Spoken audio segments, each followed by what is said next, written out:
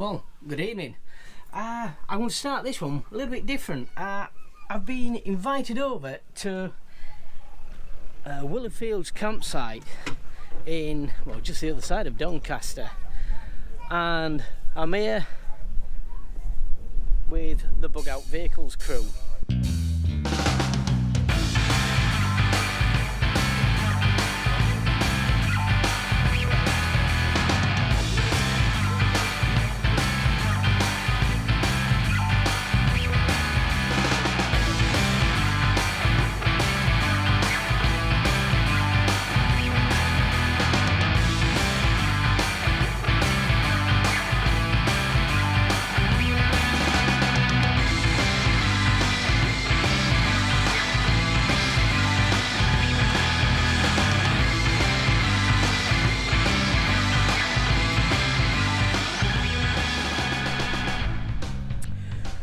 Just a weekend get together, and as you can see, there's a mixed variety of vehicles. As expected, we've got one or two Defenders here. We have a DAF. We've got a couple of military Land Rovers just here. And we've got some Discos over the back. Also, we've got the ultimate bug out vehicle, which is the electric bike. Here we have what do I call it? It's the old Royal Marines Land Rover, which is fully kitted out with the snorkel and the wading gear on. Not many of these around. You tend to see quite a lot of the military vehicles, but when it comes down to, you know, the waders, you don't tend to see many of those.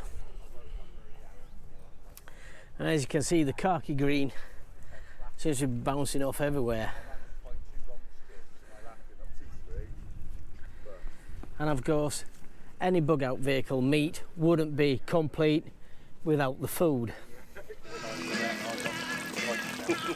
So I am going to take this opportunity to thank Richard from Bug Out Vehicles for inviting me on this weekend, and I think what we need to do is have a brief walk around and let's have a look at the vehicles what are here.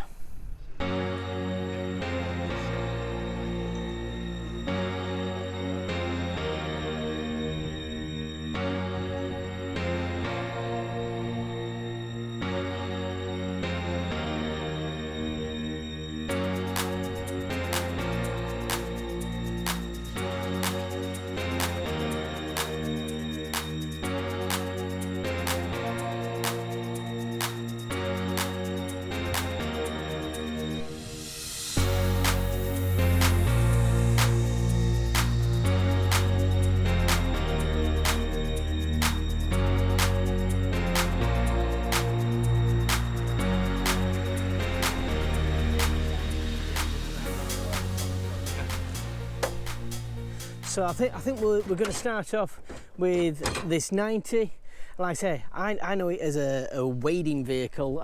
Certainly the Royal Marines had these vehicles, but here's a guy what can tell us a little bit more. Hi guys, I'm Tim.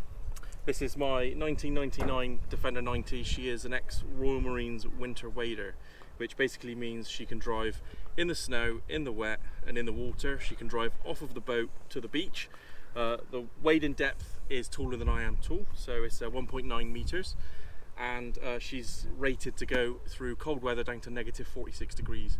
She's got radiators in the back, she's got a thermal skin, and she's got a diesel heater under the bonnet. And that's just one of the vehicles here. So let's check out, thanks Tim, and we'll check out some of the other vehicles. One of the smallest vehicles here, and one of the most fascinating ones, is the electric bicycle. Now, I think bicycles are probably one of the most long-term bug-out vehicles you can probably find. When diesel and petrol's all gone, you know, you've still got the pedal power. So here we are. Jock, this is your machine. Yes, it is. Quite impressive. Firstly, tell me about the bike. So the bike is a bit of a Frankenstein. Bought originally as an electric bike. It wasn't powerful enough, and then it died. And did a bit of research online, but just amplified it up, bigger, and the more power I want, the more batteries I needed. So Yep. I added more batteries. And That's right, because I mean, obviously you're pulling the trailer and obviously all your camping gear in this. Yes. What sort of like range are you talking of a vehicle like this then? with the trailer on and everything, I'm probably talking about 50 miles. 50, That's maybe good. 60, depends on the terrain you're in. If it's flat, you get maybe more. Yep. If it's hilly, maybe slightly less. So 50 miles, he's got the solar panels on the trailer, and obviously you're charging the batteries up now. Yes. So when we're going home tomorrow, you're ready to go, I guess. Yes. And tell me about the trailer then. Is this a standard trailer, or have you modified this in any way? This trailer started off at half the length of this. I found a box that was bigger to fit more gear in. Yeah. And just modified the trailer by cutting it in half and stretching it. And what do we keep in the trailer? What kit are you carrying? So I got my camping swag, I've got jet boil, I've got all my charging devices for the bike, a couple of tarps in case it rains, camping chair, ration packs, water carriers. Just Excellent. All the bits and basics you need. So there you go. One of the smallest vehicles here, very highly spec'd, and I'm going to say amazing. Thank you very much. You're welcome. So you've seen the DAF, I've walked around this. I'm not allowed a sneak preview just yet because he hasn't finished it, and understandably he wants to get it finished before he actually shows it off. But yeah, as most of you may know, I did a tour on a DAF a few weeks ago now. In fact, I'll link it in here and you can check that out. But these DAFs are becoming more and more popular, and why not? They're a great vehicle, and they're well capable of going off-road. So hopefully, fingers crossed, we'll get to do a review of this one sometime soon. See you now. People are wrapping and packing this morning, so things are being put away. But what a fantastic weekend. It's been really good. It's been nice to meet some new people here. I'm not quite finished yet because we've got a little bit of a tour going off with the Bug Out Vehicles Land Rover, so stick around and we'll take a look at this.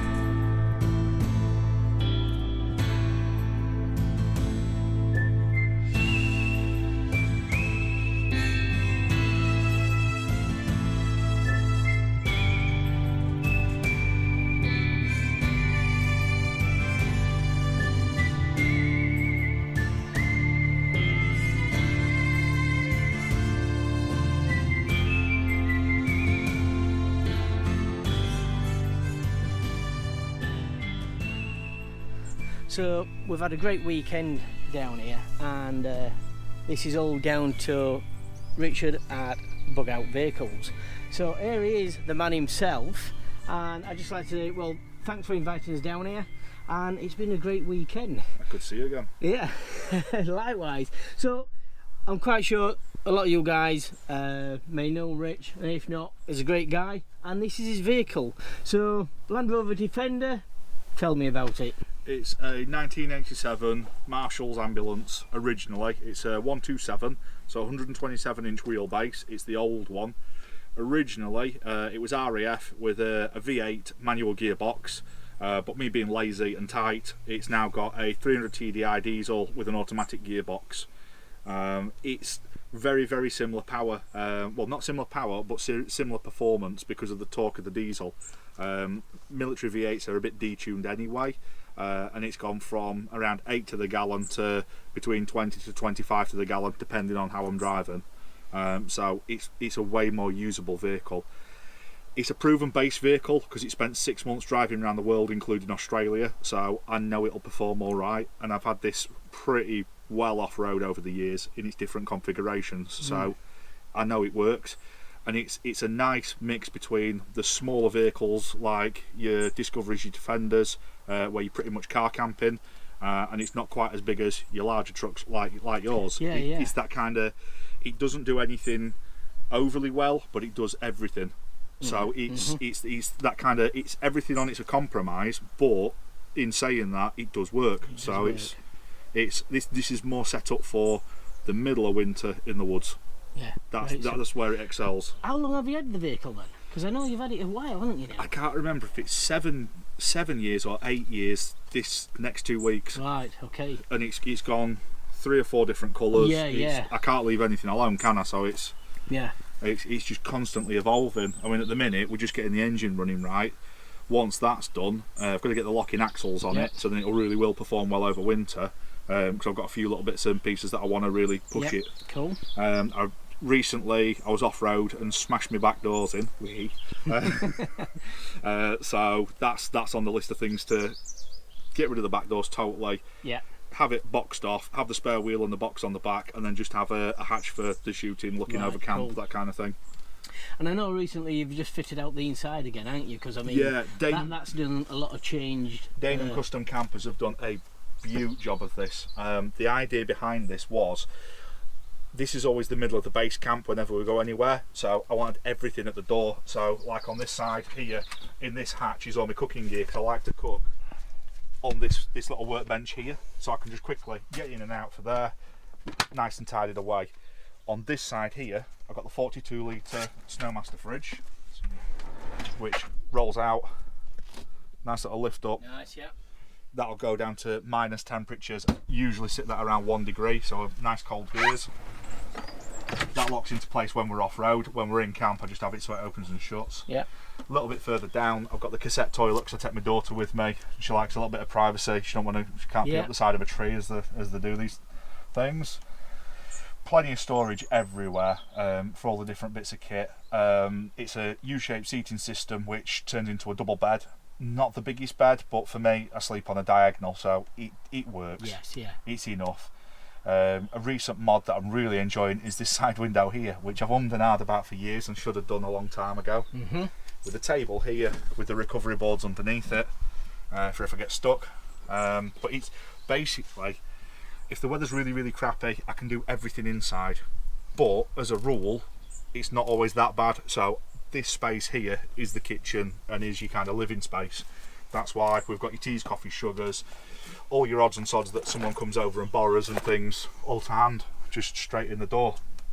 It kind of gives you that space there. By the time you've got another vehicle maybe parked up here or to the side, you can cater for quite a lot of people.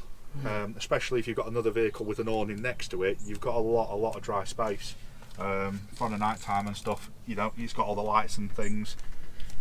Yeah, it's an evolution. It's certainly a well-equipped vehicle, and you know, I know you've got the new bumper on the front there. You've got the rock and tree sliders on the side, and I can tell just by looking at the vehicle. I'm only a Land Rover myself. It's certainly seen. You know, it's not one of these polishing vehicles what you go to shows in. This is actually being used. I mean, I can see that myself, and there's a constant battle of. To me, it's a tool. Yeah. So it's like now, the steps are off it because they got ripped off while I was off road. Yeah. Stuff gets replaced, it gets changed, it gets chopped. If you're not doing that, nobody makes something and it works first time, do they? No. Or they don't actually know what they're doing and what they've got. I've found. So yeah, nobody's an expert on it, so it's got to be chopping and changing. Yeah. So I can see the solar panels on there. So you got the solar panels. Yeah. What wattage have we got, and what battery system have we got then? Right. So on this, we have got a 360 watt Victron panel on the roof. We've got another 100 watt flexi panel on the front. Yeah. Purely because that one absolutely dominates. It's a phenomenal bit of kit. But with me being in woodland quite a lot, sometimes you've got to point and kind of really go for them razor lines where it's coming through the trees. So that's why there's the one on the front for that. When it's winter, the sun's real low. It never gets to the roof, so you've got to have that one on the front. Yeah. So both of them, you know, it's not perfect for all year round, but between the both of them, you've got something all the time. You've got that option, haven't you? Yeah. You can change if I bring you around here, you'll see the setup for the electrical. This is one thing that I'm so happy with, and I I can't say enough good things about, really. So what we've got is the Ecotree lithium batteries, 110 amp hour each. Realistically, I could get away with just one of those, but they've put me 2 on there. And even this morning, after I've had the fridge on for 3 days, all the lights on inside and out, it's sat at 100% because it's already absorbed more solar and hammered it into these batteries, because these will accept everything. Yeah. They sat on 100%, which is it's mind bending. So on the list of this is I now want a Victron inverter and a coffee machine. Right. Cool. Just really to take the piss. Yeah. I mean, we'd all love the lithium batteries. I mean, it stands without saying, really, but it's just, I just wish the cost would come down. And it's the future. Yeah. And at the minute, it's the materials, and because it's not as common, it's at a premium. Yeah. But over the space of 6 to 10 years that they'll last, it is cheaper than lead. Yeah. And gel. So the camouflage pattern, did you do this yourself then? Yeah, custom paint all this myself. I've done 2 videos on YouTube if anyone wants to see how it's done. Maybe check that out. Used to do a bit of custom paint and airbrushing and stuff years ago, so this is quite crude for me. There's some time being spent on doing this, I can tell. This is one of them things where it's get a couple of beers on a night after work, and do a couple of hours, and but it's fun too. As you can see, I do get quite rough with this vehicle sometimes. No, but it's not a show pony. No, never has been. And it's either you get these vehicles and you put it on your drive and it's your precious thing and you never use it and the thing ends up rotting away, which this was sat rotting when I got it, or put a bit of time, money and effort into it and you keep that evolution going and it gets it's a new lease of life for it. Shiny vehicles are usually show vehicles. Oh, I'll have a look inside there. So we're in the middle of a camp, so as you can imagine, it's not the tidiest at the minute, but we've got the Mazda RX-8 Fatman bucket seats, which for a long distance driving car are phenomenal. They are really, really good. Pretty much everything in here, apart from this binnacle, which I have to change because I have got a new one, is Raptor Engineering. Awesome kit, Sheffield company. As you can see, I've got a galv bulkhead now, that's just recently been replaced on the list of many, many, many items that have had to be renewed over time. You've got the auto gearbox selector, we've got the monitor for the 360-degree night vision and driving cameras, which is up here as well. So as you can see, this vehicle, it's got a lot of blind spots. You can get longer mirror arms. I have got a longer mirror arm on that side, but they do flap about a lot. So what this does, this camera gives you the little bit that you can't see next to you. As well as that, when you're out and about, if you're in the woods, something like that, you don't want all your lights on for moving about. You do have the night vision, which is a nice little touch if you're into that kind of thing. So coming around to the front of the vehicle, another Armour Engineering bumper. Going to get a new one of these soon. A little bit less of a big profile. It's just as they're evolving with the designs and stuff. Yeah.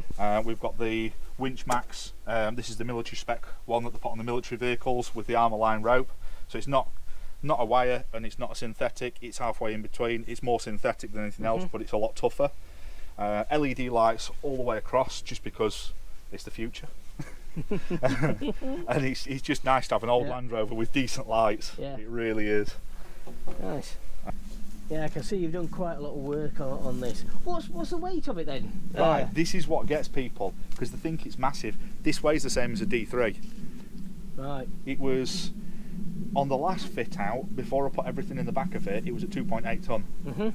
At the minute, as it sits, with the water tank full, the fuel tank full, 2 people's gear fully laden for a few weeks, the last weighbridge report I had was 3.3. 3.3 miles per gallon. Are we? It varies a lot, a hell of a lot. So I like to cruise at about 55, 56 behind lorries. Yeah. If I do that, I've had up to 27 to the gallon out of it. There you go, 27. But I've also done it where I've been on the way from a show and just want to get home because I've had enough. Yeah. I've sat at 65, 70 mile an hour all the way home and it's done 19. Yeah. So it's a hell of a difference. I found out with a 110, same engine, 300 TDI, if you're cruising at 60, 65, you're getting 20, 27, 28 out of it. As soon as you go above that 65, your fuel consumption comes well down. So, but I mean, they will sit at that all day. So I mean, a good cruising speed, 65 is. So great. Right, can we have a look at the back? Absolutely. Right, so once you're in here, it's quite a nice place to be when it's freezing cold. I've been well below zero. I've had this here up the side of Snowdonia in the middle of winter. I've had snow piling up on the windscreen and stuff, and still had the window open because the diesel heater's far too big. That's the whole purpose of this. Is it's that hard shell cocoon. Keeps you out of the weather, keeps you out of the elements. When you get home, you've not got canvas and things like that you need to wear out. It works for what I do. Up top here, this is on a pivot, so I pull the pin out, drop this down, which makes a child's bunk for my daughter. Plenty of room up there. It just tends to be general storage when she's not with me. We've got all the cupboards that we've already run through. And yeah, I've gone a bit bling bling this time round. From the Dagenham Custom Campers kitchen, the custom made it for me, laser cut it all out. Fantastic job, and a very, very helpful company. So yeah, they did that, and the idea is, even when what I found originally, the bed was down that side, all the cupboards were down this side. When the bed was pulled out, I couldn't get in the cupboards, and then when I wanted to get up in the morning, I couldn't stand up to get dressed. So although this bed's a little bit shorter than me and I have to sleep on a diagonal, even when the bed's fully out, I've still got all this space to do a bit of cooking, whatever I want to do, get dressed, use the toilet, anything that I want to, you know. It's like I say, it's making it do every job. They might not be perfect, but it does every job. Okay, I'm not seeing a sink or a cooker in here. So I sacked that off. Yep. So for years and years and years, I had the cooker, and I could put it back here if I wanted to. What I found with the sink, with the camper van sinks, it was more used for storing dirty cups than anything else, and then I clean them when I get home. The cooker I used for making my brew in the morning, and didn't really cook in here because it stinks the place out in a small space, and it creates tons of condensation. So I don't need a cooker just to make a coffee in the morning. I can get the jet boil on the side of here, or one of the Ridge Monkeys or something, and it just works. So you've got to see if you really, really, really need a cooker and sink, because it's one more thing to get water supplied to, pumps, things like that, which we do have on this vehicle, but I just don't need it to here. Yeah, I did it for 6-7 years, and very, very, it's just not worth. I'd rather have the counter space.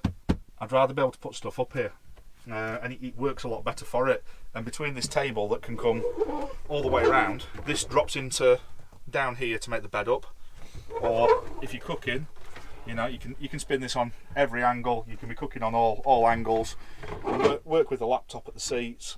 It's versatile, and I've had this with quite a few people sat in here on a night just sheltering and getting dry. A lot of people ask me about the storage systems, their camp cover. You can get them off eBay. Yeah, that's about it. There's a lot more lighting to go in here, because I've got the main light here, but I've got a lot of side lights and things to go in. But we've only just started getting the wiring done and bits and pieces again after it's all been rebuilt. So like I say, it's an evolution. So on the rear of the vehicle, we've got another 1.4 awning. This is getting replaced. I've got a 1.6, and the idea of this, which I can count on one hand how many times I've actually folded that out, but it's a nice option to have if you're in a place for more than 4 or 5 days. This is the kind of bathroom area. Like I said, we've got a toilet inside for my daughter, but when you're in the rush for a few days, you want to shower, you want to get cleaned and stuff. We've got all the toiletries, things like that, all here. This needs re-plumbing back up again because obviously everything got ripped out, but this is your hot water system and your shower. So can get this on here. We've got the tarp over the top of us. Get yourself nice and clean in the woods and that if you want to have all your gear down. This originally was my old cooking platform, but it's not bad that if I did want to do some washing up, anything like that, I can either do it on that side and take the water to it, the hot water, or I've got the hot water here, do all the washing up. Don't need the sink in there, I really don't need it. So that's that. World's messiest garage, as always. Group cooking gear, pew pew, things like that. All my spares, recovery gear, all the stuff that you bundle in a cupboard and you don't touch. Eventually what I'm going to do, because recently I've whacked this, I'm going to make it solid up to here, and then from this section up here I'm going to have it pivoted up just because I can look out over things. Yeah. And it just makes it a nice place to sit and look out and do what I need to do. Just over here, obviously, Lifesaver water filter. If you're going to go and play out, then that's something I'd highly recommend, because you can put that in any water source. I've drank out of stagnant puddles with this. It's an amazing piece of kit. Again, this has a shower head on it, but you're going to have clean water. And I'd highly recommend anyone that's building a vehicle, separate little box on the back for things, automatic transmission fluid. You pierce one of them and it rolls around your carpet inside or something, it stinks the vehicle out. And charcoals and odds and sods, it's the bits that you don't want in your vehicle to make a mess. I really would recommend a gas locker. So yeah, it's a massive evolution. So as you can see, it's a very well kitted out vehicle, and it is used. I mean, I see a lot of vehicles that shows the clean and shiny and polished, and yes, they look nice, but do they actually work? Have they ever been tested? We don't know. But I mean, as you can see from Richard's vehicle here, it's a nice Land Rover. It is used, so it's not pristine, and it has gone through so many changes as well. And well, listen, Rich, thanks for showing us around your motor. Anytime. And well, when's the next camping trip then for you? Not sure. Might be at the Overland show, depending on my overheating issues, because we've just put this engine and gearbox combination back in again, so there's the usual teething issues and things like that. So we'll see how that goes. The next thing on it is the locking axles, so I want to give it a bit of stick off road and see get some wheels lifted up in the air and get some good proper off road. So probably going to smash Wales, go down Strata a few more times and things like that. And mainly I want to chase the snow this year. Excellent. So a lot of people shy away from camping in the snow, but I love it. Yeah, so nothing wrong with snow camping, no. So there you have it, guys. This is Richard from Bug Out Vehicles UK. I'll put a link in the description for you, so it's going to be down there. Check this channel out. If you like 4x4s, outdoors, the bushcraft side of things, then this lad covers everything like that, and he's been doing it years, so lots of experience there, which is, and it's not just experience reading out of a book, it's tried and tested. You often find Rich many a weekend down at the woods or in a forest somewhere practicing and working on bushcraft. So thanks very much. Next time.